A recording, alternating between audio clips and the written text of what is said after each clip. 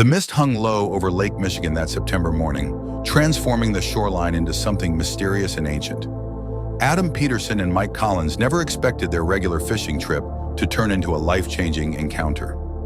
The gentle lapping of waves against their small boat suddenly gave way to something far more urgent. A desperate splashing sound pierced through the morning fog, followed by what they first thought was a log but turned out to be something much more dangerous. Something massive and dark was struggling in the water, fighting for its life. The two men squinted through the fog, their fishing rods forgotten. What they saw made their blood run cold. Not more than 50 feet from their boat, a massive black bear was thrashing in the water, its powerful limbs churning desperately against the current. Its dark eyes, filled with panic, locked onto their boat. In that moment, both men knew they faced a decision that would challenge everything they thought they knew about survival and the unwritten laws of nature. The bear's massive head barely stayed above the water as waves crashed over it. Each surge pushed it further from shore, into deeper waters where even its powerful muscles would eventually fail. Time was running out. The creature's eyes held something that struck deep into the men's souls. It wasn't just fear they saw reflected in those eyes. It was a plea for help that transcended the natural barriers between predator and prey. Adam gripped the boat's steering wheel, his knuckles white. Mike stood frozen, his morning coffee forgotten in his trembling hands. They had mere moments to decide. Adam Peterson and Mike Collins were not your typical weekend warriors who ventured into nature for social media photos. Both men had spent their entire lives in northern Michigan, where the wilderness was not just a playground, but a way of life. Adam, a 45-year-old former forest ranger turned wildlife photographer, had dedicated his life to capturing the raw beauty of nature through his lens. His weathered face and calloused hands told stories of countless encounters with wildlife, though none quite like this. Mike, younger at 38, worked as a local veterinarian specializing in large animals. His practice often brought him face to face with scared and injured creatures, but they were usually domesticated ones. The farms and stables of northern Michigan had been his workplace for over a decade, teaching him that animals, when desperate, were unpredictable and dangerous. Their friendship had formed 15 years ago during a search and rescue operation for a lost hiker. Since then, they had spent countless mornings on Lake Michigan, their small fishing boat becoming a sanctuary where they could escape the complexities of modern life. Both men understood and respected the delicate balance of nature. They had witnessed its beauty and its brutality, from the magnificent sight of migrating geese to the harsh reality of predator and prey. But now, faced with a drowning bear, their experience seemed inadequate. Their minds raced with conflicting thoughts. They knew the golden rule of wildlife encounters never interfere with nature's course. Yet their instincts to help, deeply ingrained in both their professional and personal lives, pulled at them strongly. Fear coursed through their veins, not just of the bear itself, but of the consequences of whatever choice they made. A bear this size could easily crush their boat, drag them into the water, or turn on them even after a rescue attempt.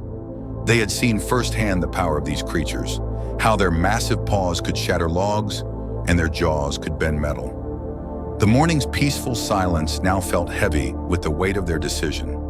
The situation deteriorated rapidly as the bear struggled against the increasingly rough waters. Its massive body, usually an advantage in the wilderness, now worked against it. The thick fur, soaked with cold lake water, pulled the creature down like a heavy coat. Each desperate attempt to stay afloat drained more of its strength. The bear's breathing became labored, creating small clouds of vapor in the chilly morning air. Its powerful muscles, visible even through the fur, trembled with exhaustion. Adam and Mike quickly assessed the situation, drawing from their years of experience. The bear had likely been trying to cross the lake at its narrowest point, a common behavior they had observed in other wildlife. But something had gone wrong. Perhaps it had underestimated the distance, or the current had proven stronger than expected. Now it found itself trapped in a deadly situation, nearly half a mile from either shore. The waves grew larger as the morning wind picked up, making the bear's situation even more precarious. Each swell now threatened to push its head underwater. The creature's movements became more frantic, its powerful limbs striking the water with diminishing force. The look in its eyes changed from panic to exhaustion, a sight that struck both men to their core. Mike grabbed a life preserver from the boat's storage compartment, his hands shaking slightly as he held it. The bright orange ring seemed almost absurd in this situation. How would they even get it to the bear? And if they did, would the animal understand its purpose or simply attack it in panic? The bear was easily 600 pounds of muscle and claw, capable of tearing through their small fishing boat like paper. Adam carefully maneuvered the boat closer, maintaining a cautious distance while trying to create a barrier between the bear and the deeper waters. The engine's low rumble seemed to catch the bear's attention. Its eyes locked onto them again, but this time with a different expression. The initial panic had given way to something else. Exhaustion? Recognition? They couldn't be sure. Their first rescue attempt came from pure instinct. Mike threw the life preserver, aiming it to land near the bear's massive head. The orange ring splashed down just feet from the struggling animal, but the bear recoiled from it, using precious energy to swim away from what it perceived as a new threat. The movement cost it dearly. Its head dipped below the surface for several terrifying seconds before it resurfaced, gasping and thrashing. Adam cut the engine, letting the boat drift closer. The silence that followed seemed to calm the bear somewhat. They could now see it clearly. Its black fur glistened in the early morning light, water streaming from its massive shoulders with each labored movement. The creature's muscles rippled beneath its coat as it fought to keep its head above water, but its movements were becoming increasingly uncoordinated. Time was running out. The bear's struggles grew weaker with each passing moment. Its eyes, now heavily lidded with exhaustion, still held that haunting look of desperate intelligence. Both men knew they had to act fast, but their next move would have to be different. The conventional approach had failed, and now they needed to think beyond their training, beyond their experience, beyond everything they thought they knew about wildlife encounters. The next minutes unfolded like a carefully choreographed dance between life and death. Adam and Mike knew they had to act unconventionally, their usual protocols useless in this extraordinary situation. With deliberate movements, Adam positioned their boat parallel to the struggling bear, close enough to help but far enough to maintain some safety. The distance between them and certain death was merely 15 feet of choppy water. Mike quickly uncoiled the heavy-duty tow rope they used for hauling in large catches. His mind raced through calculations. The rope could support the weight of a large boat. It would have to be enough for a bear. They had only one chance to get this right. The bear's movements had become sluggish, its massive head barely staying above water. Its eyes, once fierce with panic, now showed the glassy look of approaching unconsciousness. Adam cut the engine completely, hoping the silence would keep the bear calm. The boat drifted naturally toward the struggling animal, guided only by the wind and waves. Mike fashioned a crude lasso from the rope, his hands steady despite the fear coursing through his body. Years of treating injured horses had taught him that sometimes the most dangerous moments required the steadiest hands. Their first real attempt at rescue nearly ended in disaster. As Mike threw the rope, aiming for the bear's shoulders, a sudden wave lifted their boat. The rope fell short, splashing uselessly into the water. The sound startled the bear, causing it to thrash violently. Water sprayed everywhere as its massive paws churned the lake surface. The boat rocked dangerously, nearly capsizing from the waves created by the bear's panic. Precious minutes ticked by as they reeled in the rope for another attempt. The bear's struggles grew weaker. Its breaths came in ragged gasps, creating small ripples on the water's surface. Mike's arms burned as he coiled the heavy, wet rope. Every second felt like an eternity. Adam kept his eyes fixed on the bear, watching its movements, looking for any sign of aggression or surrender. Their second attempt proved more successful, but brought its own challenges. The rope landed perfectly, settling around the bear's shoulders. For a moment, hope surged through both men. Then the bear, in a last burst of panicked energy, began to twist and turn. The rope started slipping. Mike lunged forward, grabbing the rope with both hands. The rough fiber bit into his palms as he held on, blood mixing with lake water. Adam quickly moved to help, but the distribution of weight threatened to tip their boat. The bear's massive body acted like an anchor, pulling them toward danger. Water began spilling over the boat's edge. Both men knew they were one wrong move away from joining the bear in the frigid lake. Their muscles screamed in protest as they fought against the weight of the struggling animal. Slowly, agonizingly, they began to make progress. The bear's struggles weakened, whether from exhaustion or some primitive understanding that help had arrived. Inch by inch, they pulled it closer to the boat. The vessel tipped precariously with each movement. Their arms felt like lead, backs burning with the strain. Sweat mixed with spray from the lake, stinging their eyes despite the morning chill. Every pull on the rope brought new challenges. The bear's wet fur made it incredibly heavy, and its massive body threatened to overpower them with each movement. They had to coordinate their efforts perfectly, pulling in sync to maintain the boat's stability. One wrong move, one slip of the rope, and all would be lost. Their breathing became labored, matching the bear's desperate gasps. After what seemed like hours but was probably only minutes, they managed to get the bear alongside their boat. Its massive body rose and fell with each wave, fur slick against the vessel's side. Up close, they could see just how enormous it truly was. Its paw alone was bigger than a dinner plate, armed with claws that could easily tear through flesh and bone. Yet those weapons of nature now hung limply in the water, all fight gone from the exhausted animal. The critical moment arrived as the bear lay alongside their boat, its massive body heaving with exhaustion. The shore remained a distant haven, too far for them to tow such a massive creature. The bear's eyes, now barely open, held a glimmer of fading life. Adam and Mike exchanged glances, knowing they had reached the point of no return. They needed to get the bear onto their boat, or all their efforts would end in tragedy. Their vessel, a 20-foot fishing boat, had a low side rail perfect for hauling in large catches. But this was no fish. This was a 600-pound apex predator. Even in its weakened state, one swipe of its paw could prove fatal. The boat rocked dangerously as waves crashed against its side, threatening to roll them all into the depths of Lake Michigan. Mike tightened his grip on the rope, his bleeding hands protesting every movement. Adam positioned himself at the bear's head, knowing these next few seconds would determine life or death for all of them. The bear's breathing had become shallow, its massive chest barely rising. They had to act now. Adam reached down and grabbed the thick fur of the bear's neck, an action that went against every survival instinct he possessed. Mike synchronized his movements with Adam's, using the rope as leverage. The bear's weight threatened to pull them overboard as they heaved upward. Water cascaded from its fur as its massive form slowly rose from the lake. For one terrifying moment, the boat tilted sharply to one side. Water rushed over the rail, flooding around their feet. The bear's body was halfway in, its weight threatening to capsize them completely. Adam felt his grip slipping on the wet fur. Mike's face contorted with effort, his muscles trembling as he held the rope. Then something extraordinary happened. The bear, in what seemed like a moment of understanding, made one final effort. Its powerful muscles tensed, and it lunged forward with its remaining strength. The movement, combined with the men's pulling, brought its entire body crashing onto the boat's deck. Time seemed to freeze. The bear lay motionless on their boat, water pooling beneath its massive form. Adam and Mike stood pressed against the opposite rail, their hearts pounding.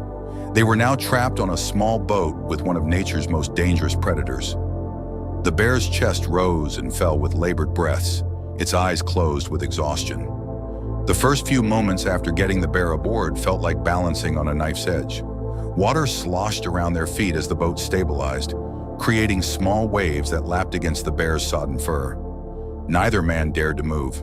Their muscles remained tensed, ready to jump overboard if the massive predator suddenly sprang to life. But the bear remained still, its chest heaving with exhaustion, eyes closed in what appeared to be complete surrender. Minutes passed in tense silence. The morning fog began to lift, revealing the enormity of their situation. The bear filled most of their deck space, leaving them pressed against the far rail. Its wet fur glistened in the strengthening sunlight, revealing battle scars and the marks of a long life in the wilderness. Up close, they could see it was an older male, its muzzle showing traces of gray. Gradually, the bear's breathing steadied. Adam and Mike exchanged glances, their own hearts still racing from the rescue. Their hands trembled from a mixture of adrenaline and physical exhaustion. Mike's palms still bled from the rope burns, leaving crimson streaks on the white rail where he gripped it for support. Then came the moment they had been dreading. The bear's eyes slowly opened. Both men held their breath, preparing for the worst.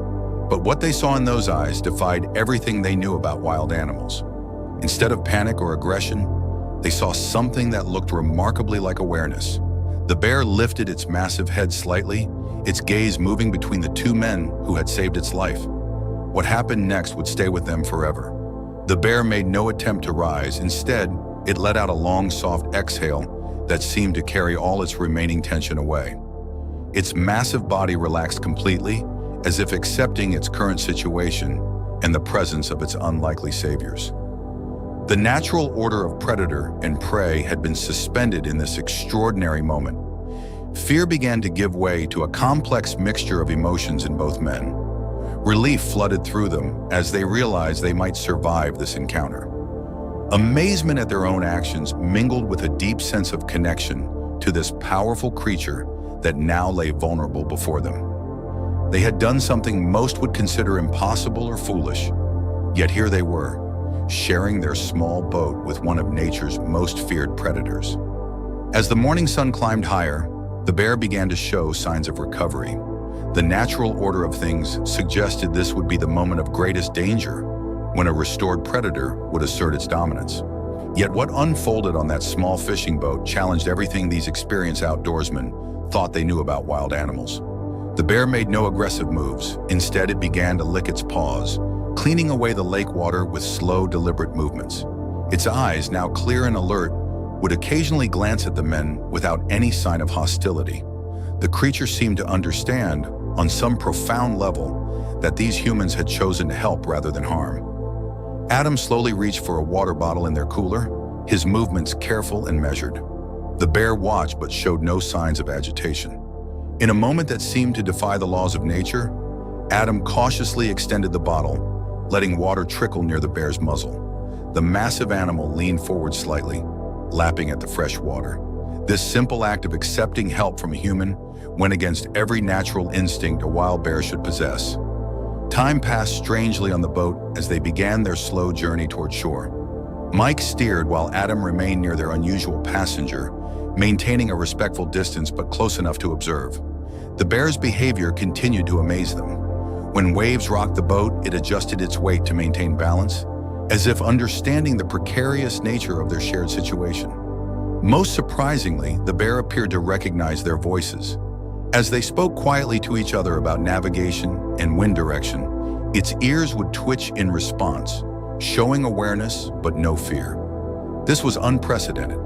Wild bears typically react to human voices with either aggression or retreat. This one seemed to find their presence reassuring, a complete reversal of natural order. Even more remarkable was the moment when Adam sneezed suddenly, startling everyone on board. Instead of reacting with panic or aggression, the bear merely lifted its head, looked at him with what could only be described as mild curiosity, then returned to its peaceful rest. This level of tolerance and trust from a wild predator was something neither man had ever witnessed or even heard of in their decades of wildlife experience. As they neared the shore, a deeper understanding began to form. This was not just a simple rescue anymore. They had witnessed something extraordinary, a moment when the barriers between human and wild animal had temporarily dissolved. The bear's behavior suggested a level of intelligence and emotional capacity that went beyond mere survival instinct. The experience of that morning on Lake Michigan left an indelible mark on both Adam and Mike. What started as a simple rescue transformed into something that would reshape their understanding of the natural world. Their perspective on wildlife, particularly regarding the emotional capacity of wild animals, underwent a profound shift. The barrier between human and animal had blurred in ways they never thought possible. The bear's behavior in those crucial hours changed them forever. Its display of trust and intelligence challenged everything they had learned about wild predators. Adam found himself approaching his wildlife photography differently, spending more time observing and connecting with his subjects rather than just capturing images. Mike's veterinary practice took on new dimensions as he began to look beyond the physical symptoms of his animal patients, paying closer attention to their emotional states. The local community initially met their story with skepticism, but as word spread, backed by Adam's photographs taken after they reached shore, their experience became a catalyst for change. Local wildlife conservation efforts saw increased support. people began sharing their own stories of unexpected encounters with wildlife, creating a deeper appreciation for the cognitive and emotional complexity of animals they shared their wilderness with. The bear itself was safely guided back to the forest once they reached shore. In the months that followed, local rangers reported unusual behavior from a large male bear in the area. It showed no aggression toward humans, maintaining a respectful distance while displaying an unusual level of calm during chance encounters. Though they couldn't be certain it was the same bear, these reports suggested a lasting impact from that morning's events. The events of that foggy September morning on Lake Michigan became more than just a story of rescue. It evolved into a testament to the mysterious and profound connections possible between humans and wildlife. Adam and Mike had not just saved a bear's life. They had uncovered something extraordinary about the capacity for trust and understanding between species. Years later, both men still returned to that spot on the lake, their fishing trips now carrying deeper meaning. The memory of those intelligent eyes, the trust shown by a wild predator, and the moments of connection continue to influence their lives. Their experience rippled through the community, inspiring a gentler approach to wildlife encounters and fostering a deeper respect for the emotional lives of wild animals. The bear's survival challenged our assumptions about the boundaries between humans and wildlife. It revealed that in moments of crisis, ancient barriers can dissolve, leaving space for something remarkable to emerge. Perhaps most importantly, it showed that compassion, even in the most unlikely circumstances, can bridge gaps we once thought impossible to cross.